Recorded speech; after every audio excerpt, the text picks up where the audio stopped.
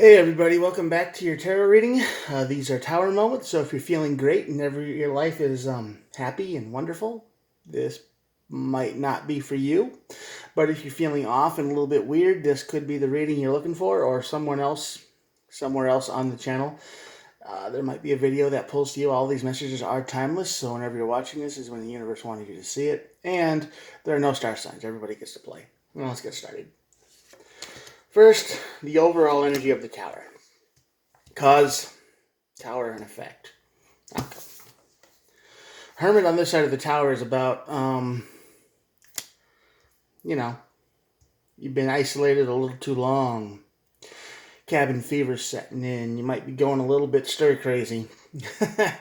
You went looking for answers on the inside. Your soul went soul searching, and you just never came back. That's kind of the whole point of the hermit on this side of the tower. You just been got to come up for air, but that's what hits your tower, because eventually I think you hit your limit of that, and you feel a shift, right? You feel like things have to change, and everything is falling apart in your world, and it's just because you aren't paying attention to it. And the universe steps in. The wheel card, the Wheel of Fortune. This is a card of generally, well, a change. The universe steps in and it puts a little luck into your life, a little happiness, a little something to help you. And it might not look like a good thing at first, blessing in disguise kind of story.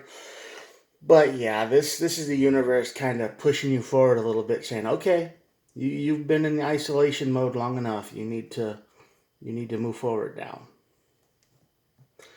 Now, Tower brings weird things.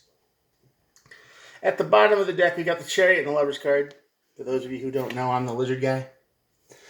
But the whole thing here is you're rushing towards an emotional choice. And I think that's what this wheel card is going to be. It's going to be a card of yes or no.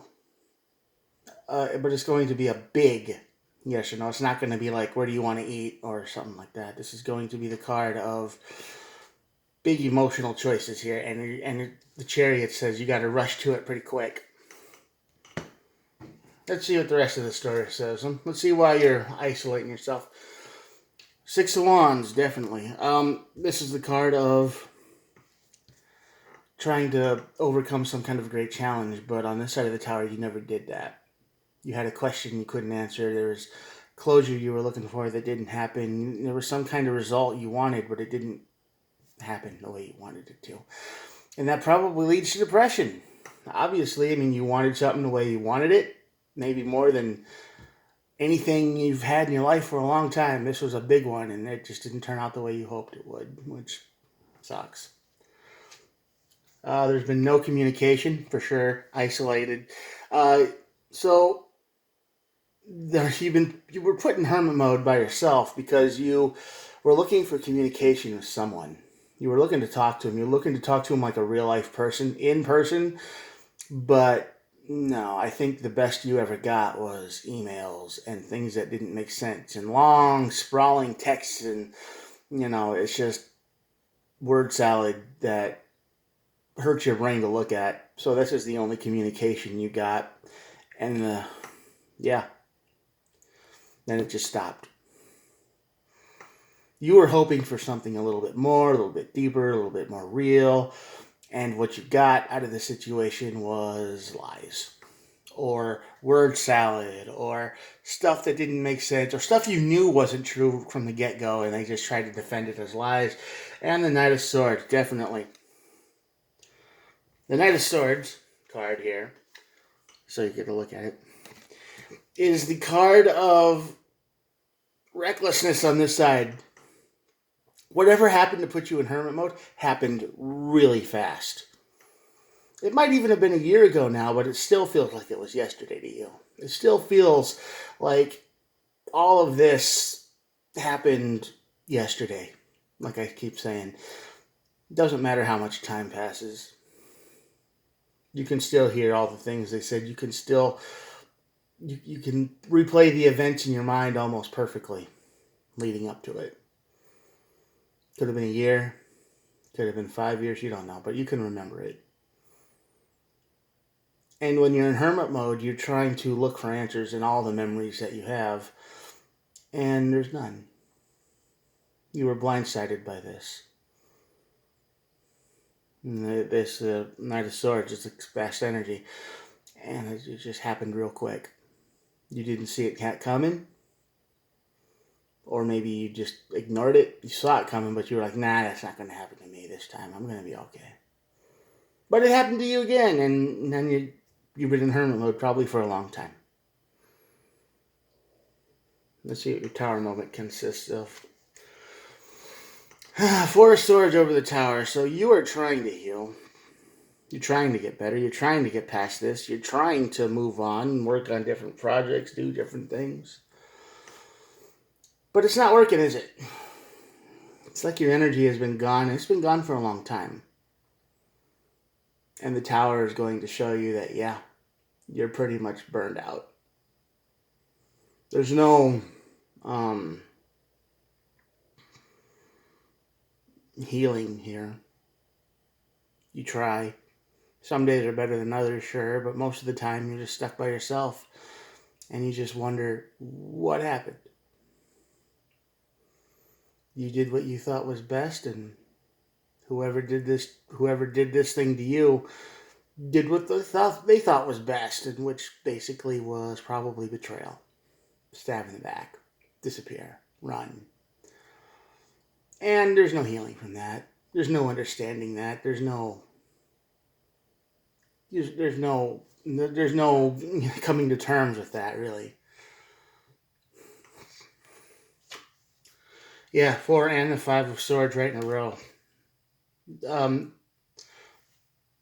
5 of Swords is a card of defeat. You throw your swords down and you're done. You feel like you lost. And that's what the tower makes you feel like. It makes you feel like there's no point in going on anymore. It's like, what's the point? You're out of energy. You're tired every day. Every single day is exactly the same. It's just you going through a routine, trying to not think about the past, but then every single thing you do reminds you of the past. You can't really get away from it. There's no escape. You can change everything and it would still be there. It's weird like that, but that's how it's working.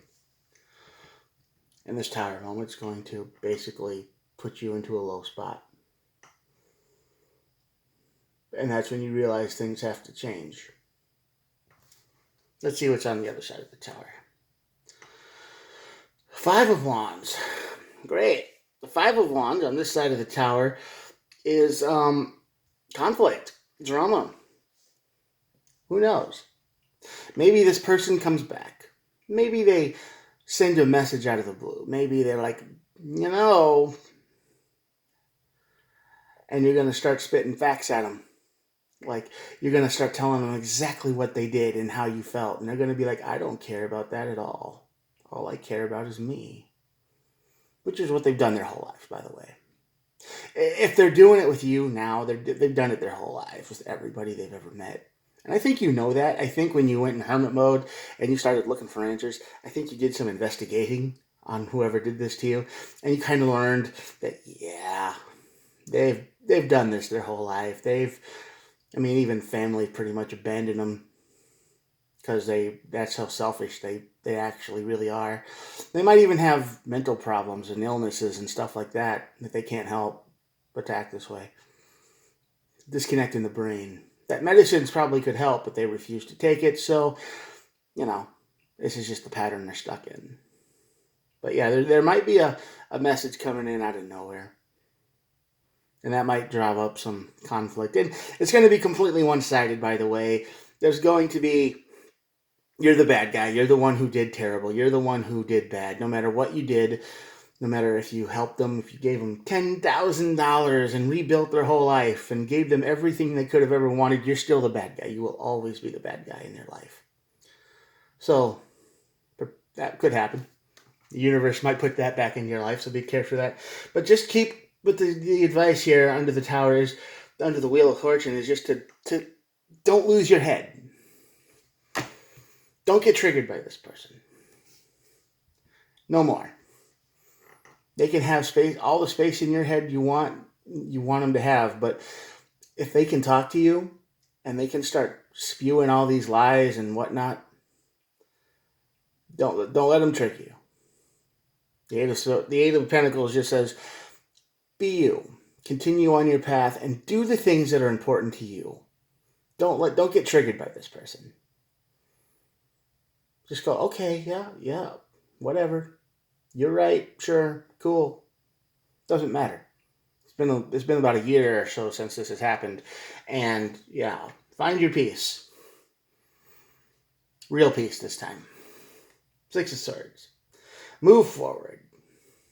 This person will always need a villain in their lives, and if that has to be you, then fine, whatever. Let them spread whatever stories they want. Let them let them say whatever they want. You don't even need to defend yourself. Because if they talk to you, which they won't, they'll believe this person, probably. They'll have the puppy dog eyes, they'll act real victim-like. Don't worry about what they say about you. You'll find your own peace. Queen of Cups. Yep, take care of yourself. The universe puts this into your life, and this Wheel of Fortune might actually be the person coming back saying, just a random message or something to try to get your attention or whatnot. And find your center. Be cool with yourself. You can let this, like I said, you can let this person take as much space in your head as you want. And they can live there rent-free. But don't let them trigger you. Control your emotions, okay? If they say something and you know it's completely untrue and it's weird, don't go, yeah, but you didn't. Nah, just go like, whatever. Cool.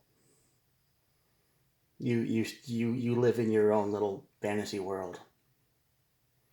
I'll pick up the pieces because you're incapable of doing that. You've never been capable of cleaning up your own messes. Someone else has always had to come up from behind you and save your dumbass. And that's going to be the truth. You know that. And somebody else will be in your place soon enough. They'll be the bad guy. And they'll move on to someone else. Telling them how bad the last person was. And the last person before them was. And how bad you were. And how bad everything was. And how bad your life sucks. And, it's a convincing story, especially in 2024 when everybody's got their own sob story. I get it. We all have one. But not everyone uses it to get into people's heads. That much. This person does. So when they talk to you, if they talk to you, be the King of Wands. Focus on yourself. Listen to what they have to say. Give them the good old thumbs up. And then tell them to leave. I mean, if this person really doesn't deserve your forgiveness, don't give it to them if you don't want to. Or give it to them. Be like, yeah, I forgive you, now leave. Depends on what they say. But I got a feeling it's going to be conflict and bad. So be the king of your own reality here. Don't let people mess up your whole world. Especially when you know what they're saying isn't real.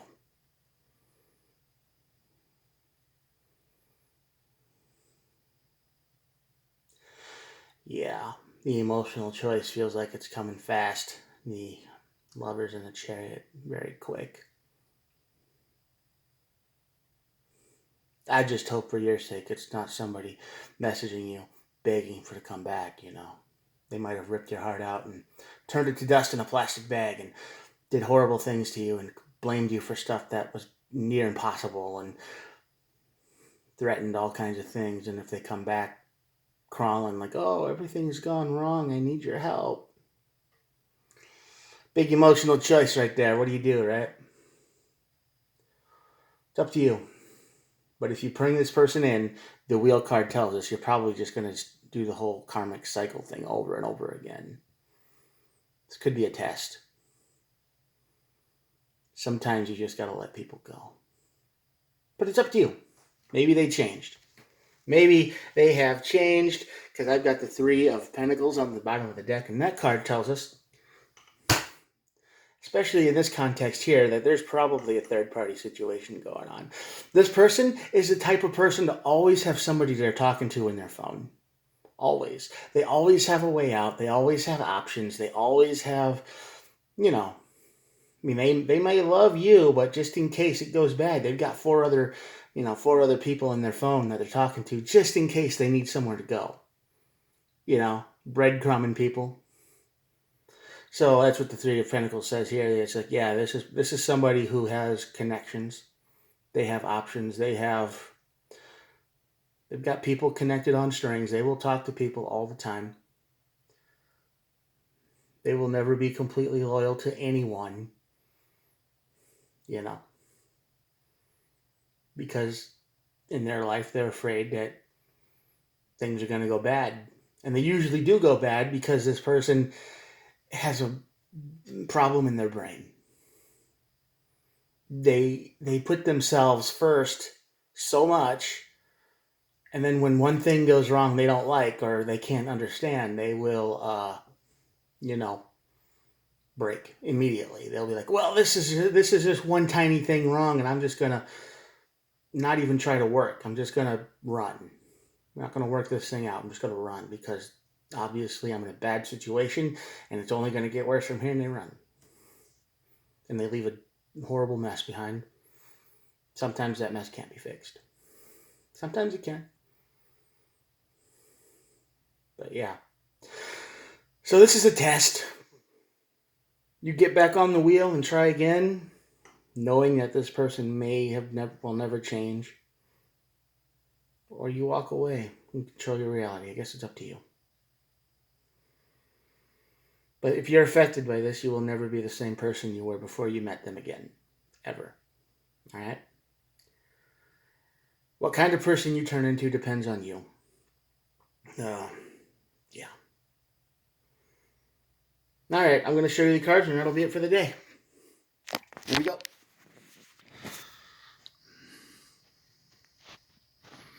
All right. Thanks for watching, and if you're still here, hit the old subscribe button. I appreciate it. Talk to you tomorrow. Bye.